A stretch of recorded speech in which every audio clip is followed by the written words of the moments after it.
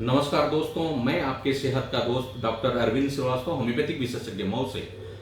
आज हम इस वीडियो में जानेंगे दोस्तों कि मधुमेह की बीमारी यानी डायबिटीज मेलाइटस की जांच क्या हो सकती है, कैसे हम इसकी डायग्नोसिस करें और साथ ही इसका इलाज क्या हो सकता है। डायबिटीज मेलाइटस, जैसा कि आप जानते हैं कि यह काफ़ी खतरनाक बीमारी है और शरीर का कोई ऐसा अंग नहीं है जिस पे इसका दुष्प्रभाव न पड़ता हो या यह उसे खराब न करता हो। और यह अंगों को खराब कर हार्ट में खराबी ला सकता है, गुर्दे को खराब कर सकता है, यहाँ तक कि गुर्दा फेल हो सकता है और असामयिक निधन का ये कारण बन सकता है।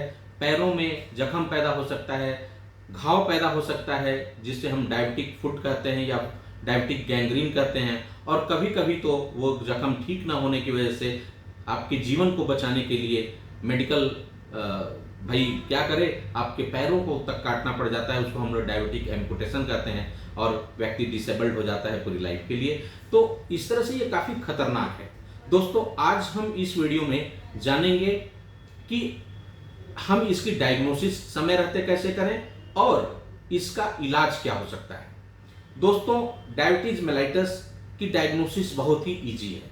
आमतौर पे ऐसा हम लोग देखते हैं कि व्यक्ति किसी और बीमारी के लिए जाता है अपना जांच कराने के लिए, और जो अच्छे डॉक्टर हैं वो आजकल इसको बहुत ये बीमारी कॉमन बहुत हो गई है और ये कह सकते हैं कि पूरे विश्व को अपने चपेट में बहुत तेजी से ले रही है और भारत तो इसकी राजधानी बनती जा रही है। हर 5 में एक व्यक्ति या कोई ऐसा परिवार नहीं जहां कोई एक व्यक्ति डायबिटिक ना हो।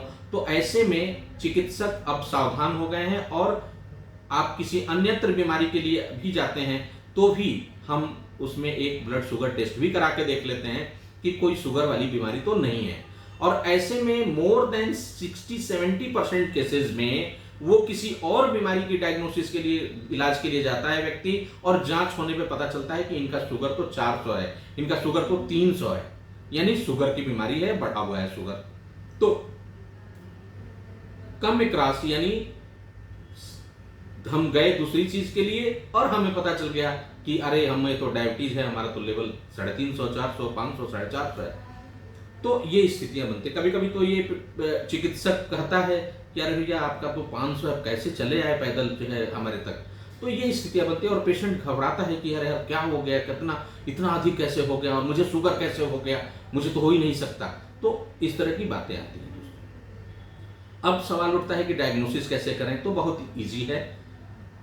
हमने बताया है कि मोर देन 60-70% में तो दूसरी चीज के लिए जाते हैं, पता चल जाता है कि डायबिटिक है, जांच होता है। तो इसकी जांच 2-3 तरीके से करते हैं। एक तो है कि ब्लड शुगर का हम एक रैंडम टेस्ट कर लेते हैं, ब्लड शुगर रैंडम बोलते हैं उसको, ब्लड शुगर रैंडम बोलते हैं। उससे ये रेंज पता चल जाता है कि यह 70 से लेकर के 150 के बीच में है या नहीं, जो कभी भी 24 घंटे में कभी भी किया जा सकता है। दूसरा जो होता है वो होता है ब्लड शुगर फास्टिंग, यानी वो सुबह खाली पेट किया जाता है और जो उसका रेंज होता है वो होता है 70 से 110 के बीच। 70 से 110 के बीच, 70 से 100 के बीच अगर आपका ब्लड शुगर फास्टिंग आता है तो इसका मतलब कि आप डायबिटिक नहीं है।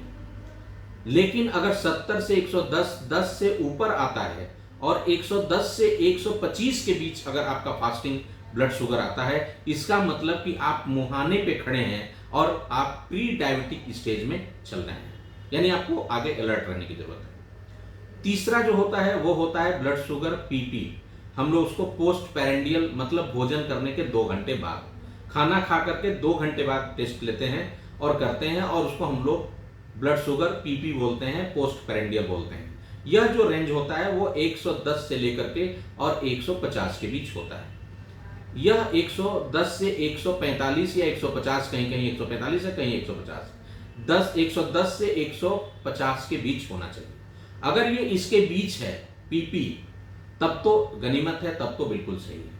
लेकिन अगर यह 150 से ऊपर है और 200 के भीतर है, 150 पीपी अगर 150 से ऊपर है और 200 के भीतर है, तो आपको अलर्ट रहने की जरूरत है। आप मुहाने पे खड़े हैं, प्री डायबिटिक स्टेज में, आपका शुगर लेवल बढ़ा हुआ है। तीसरा जो जांच होता है दोस्तों वो होता है HbA1c, जो बहुत ही अच्छी जांच होती है। और HbA1c में ये पता चल जाता है, ये भी ब्लड से ही होता है और उसी ब्लड में हो जाएगा ये HbA1c भी, तो ये ब्लड से ही होता है और इसमें ये पता चल जाता है कि आपका पिछले 3 महीने का एवरेज ब्लड शुगर आपका कितना रहा। तो इसको हम लोग जो है इसको भी कराते हैं, HbA1c इसको हम लोग टेस्ट कराते हैं। जो चौथा होता है दोस्तों, पांचवा होता है, वो होता है glucose tolerance test, oral glucose tolerance test, OGTT, oral glucose tolerance test. उसमें हम क्या करते हैं कि हम 75 ग्राम आपको ग्लूकोज पिलाते हैं और फिर 2 घंटे बाद आपका टेस्ट करते हैं। जैसे PP है, पोस्ट पेरेंडियल खाना खाने के 2 घंटे बाद, ठीक उसी तरह से ये भी हम कराते हैं। 75 ग्राम हम आप ग्लूकोज पिलाते हैं और ग्लूकोज पिला करके हम फिर टेस्ट करते हैं कि आपका ब्लड शुगर लेवल क्या है 2 घंटे बाद। और यह रेंज OGTT वही होता है 110 से लेकर के 150 के बीच। अगर 110 से लेकर 150 के बीच OGTT टेस्ट आता है, ओरल ग्लूकोज टॉलरेंस टेस्ट आता है, इसका मतलब नॉर्मल है। इसके ऊपर अगर 200 के भीतर आता है तो इसका मतलब कि आप प्री डायबिटिक हैं, और 200 से ऊपर आता है तो इसका मतलब कि आप फ्रैंक डायबिटिक मेलाइटस से सफर कर रहे हैं। तो दोस्तों ये मूल रूप से यही कुल मिलाकर के 5 टेस्ट होते हैं। पहला फास्टिंग ब्लड शुगर, दूसरा रैंडम ब्लड शुगर, तीसरा पोस्ट पेरेंडियल यानी खाना खाने के 2 घंटे बाद, चौथा जो होता है वो होता है HbA1c जो 3 महीने का एवरेज बताता है, और पांचवा जो होता है वो होता है OGTT, oral glucose tolerance test. अब सवाल उठता है दोस्तों कि इसका इलाज क्या है। इसी वीडियो का ये दूसरा पार्ट, इसका इलाज क्या है। दोस्तों अगर प्री डायबिटीज स्टेज में है, कुल मिलाकर के फास्टिंग ग्लूकोज लेवल अगर आपका 110 से 126 के बीच में है, यानी आप प्री डायबिटिक हैं। पोस्ट पेरेंडियल अगर आपका 150 से लेकर 200 के बीच में है, या OGTT आपका 150 से लेकर 200 के बीच में है, या HbA1c अगर 5.5 से लेकर के 6.5 के बीच में है। 5.5 लोएस्ट है, जिसके नीचे रहेगा तो नॉर्मल है, लेकिन 5.5 से लेकर के 6.5 के बीच में या अप टू 7 तक भी है तो ये आपका प्री डायबिटिक स्टेज है। ये प्री डायबिटिक स्टेज में अगर इस लेवल में है, या OGTT अगर आपका 150 से लेकर के 200 के बीच में है तो आप प्री डायबिटिक स्टेज में हैं। और यह प्री डायबिटिक स्टेज लगभग 5 से 10 सालों का होता है। दोस्तों इस प्री डायबिटिक स्टेज को आप पूरी तरह से चाहें तो अपने कंट्रोल में रख सकते हैं और कंट्रोल कर सकते हैं, और इसको इस प्री डायबिटिक स्टेज को कंट्रोल करके और नॉर्मल स्टेज में अपने को ला सकते हैं, और फिर कंस्टेंटली प्रयास करके आप लंबे दिनों तक अपने को फिट और एकदम नॉर्मल ग्लूकोज लेवल में अपने को रख सकते हैं, यानी डायबिटीज मेलाइटस से अपने को मुक्त रख सकते हैं। ये आपके हाथ में है। 200 के अगर नीचे है तो कतई मेरा सलाह है कि आप कोई दवा लें। आप 200 के नीचे है तो आप जो बचने के उपाय हैं जो अगले वीडियो में आपको बताऊंगा, वो उपाय सारे के सारे अपनाएं। यकीन मानिए कि आप खुद सक्षम हैं और अपने ग्लूकोज लेवल को 200 से बिल्कुल नॉर्मल ला सकते हैं। लेकिन अगर आपका blood glucose level more than 200 pp या OGTT या फास्टिंग ब्लड ग्लूकोज लेवल अगर 126 से एबव है तो फिर आप डायबिटीज मेलाइटस से सफर कर रहे हैं और फ्रैंक डायबिटीज मेलाइटस के पेशेंट हैं। ऐसे में आपको फिर दवा की जरूरत है। दवा की जहां तक बात है दोस्तों, आमतौर पे व्यक्ति एलोपैथिक टैबलेट्स इस्तेमाल करते हैं, मेटफॉर्मिन वगैरह, तो आप अंग्रेजी में मेटफॉर्मिन या आप अंग्रेजी दवा भी इस्तेमाल कर सकते हैं इसको कंट्रोल करने के लिए। बहुत ज्यादा जब मोर देन 400 या मोर देन 400 रहता है तो आप इंसुलिन इंजेक्शन भी इस्तेमाल कर सकते हैं, या जिसका 10-15 साल से का पुराना हो गया, जिसका अब टैबलेट से बहुत हाई पावर के टैबलेट से 2-2, 3-3 टाइम लेने से भी अब कंट्रोल नहीं रहता, या और बहुत सारे कॉम्प्लिकेशंस डेवलप हो रहे हैं जिसमें इसको कंट्रोल करना बहुत जरूरी है, लाइफ थ्रेटनिंग ना हो, वो ना हो, तो इसलिए जो है तब आप इंसुलिन की स्थिति आ सकती है। तो आप एलोपैथ में आप टैबलेट, इंजेक्शंस, इंसुलिन के इंजेक्शन से भी आप अपने इस चीज को कंट्रोल रख सकते हैं। दोस्तों आयुर्वेद में भी बहुत सारा इलाज है जिसका मैं व्यक्तिगत रूप से एक्सपर्ट नहीं हूँ, एलोपैथ का भी मैं एक्सपर्ट नहीं हूँ, बहुत ज़्यादा उसके बारे में मैं ज़्यादा जानकारी मुझे है भी नहीं, और मैं बहुत ज़्यादा जानकारी आपको बता भी नहीं सकता क्योंकि जानकारी नहीं है। बीइंग ए होम्योपैथिक एक्सपर्ट मैं आपको बताना चाहूँगा कि दोस्तों, चाहे वो प्री डायबिटिक की स्टेज में, तो मैंने आपको बताया है कि इसमें दवा की कोई ज़रूरत ही नहीं है, चाहे वो कोई भी सिस्टम की दवा। लेकिन डायबिटिक स्टेज में मोर देन 200 का अगर स्टेज है तो उसमें आपको दवा की ज़रूरत है। और मैं आपको बताना चाहूँगा कि ऐसे में होम्योपैथिक दवा बहुत ही कारगर और बहुत ही इफेक्टिव रहेगी।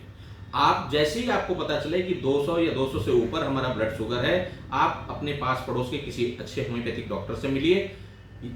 बहुत सारी ऐसी दवाएं हैं जिससे आप अपने शुगर को कंट्रोल रख सकते हैं। दोस्तों, होम्योपैथी में ऐसी दवाएं हैं जो आपके ब्लड शुगर को एक तरफ कंट्रोल रखेगा, दूसरी तरफ अन्य किसी तरह का कोई कॉम्प्लिकेशन नहीं होने देगा, और तीसरी तरफ सबसे बड़ी बात यह है कि बिना किसी साइड इफेक्ट के आपके ब्लड शुगर को कंट्रोल रखेगा, और जो कॉम्प्लिकेशंस हैं और अदर जो कॉम्प्लिकेशंस इसकी वजह से हो रहे होंगे उन्हें भी काफी हद तक होम्योपैथिक दवा से इंप्रूव किया जा सकता है। तो न केवल आप डायबिटीज से आपका केवल बचाव होगा, आपका डायबिटीज नियंत्रित रहेगा ब्लड ग्लूकोज लेवल, बल्कि अन्यत्र जो कॉम्प्लिकेशंस आपकी लाइफ के लिए थ्रेटनिंग का कारण बन सकते हैं, लाइफ थ्रेटनिंग हो सकते हैं, उन सबको नियंत्रित करने का काम होम्योपैथिक दवाओं में किया जा सकता है। और सबसे बड़ी बात है कि यह बहुत ही सेफ है, सुरक्षित है, और इससे आप अपने चीज़ों को कंट्रोल रख सकते हैं। इसके साथ साथ दोस्तों, इलाज का ही एक पार्ट हम कह सकते हैं कि चूंकि यह लाइफ स्टाइल डिजीज है, कहीं ना कहीं अनियमित खान पान, अनियंत्रित खान पान, अनियमित दिनचर्या और sedentary life habit, over eating habit, obesity, hypertension, ये सब कारण होते हैं इसके। तो इन सारी बिंदुओं पर आपको सामूहिक रूप से विचार करने होंगे, और दवा के साथ साथ आपको इन सब चीज़ों को तरजीह देनी होगी कि हमें क्या खाना है, क्या नहीं खाना है, और मुझे कौन कौन सी वो एक्सरसाइज करनी चाहिए, और क्या क्या हमें अपने लाइफ में परिवर्तन करना चाहिए, कैसे हम अपने इनएक्टिव लाइफ को एक्टिव लाइफ में कन्वर्ट कर सकते हैं, कैसे सकारात्मक जिंदगी व्यतीत कर सकते हैं और इसे कंट्रोल में रख सकते हैं। तो दोस्तों, इस वीडियो में बस इतना ही कि इसकी डायग्नोसिस कैसे करें और इसका इलाज क्या हो सकता है। अगली वीडियो में हम दोस्तों जानेंगे कि बचाव के उपाय क्या हैं, वो कौन कौन सी चीजें हैं जो अपने खान पान में परिवर्तित करने की जरूरत है, अपने रहन सहन में परिवर्तित करने की जरूरत है, अपने जीवन को परिवर्तित करने की जरूरत है, जीवन को बदलने की जरूरत है, ताकि ये डायबिटीज जानलेवा ना हो सके। तो दोस्तों, बहुत बहुत नमस्कार, बहुत बहुत धन्यवाद।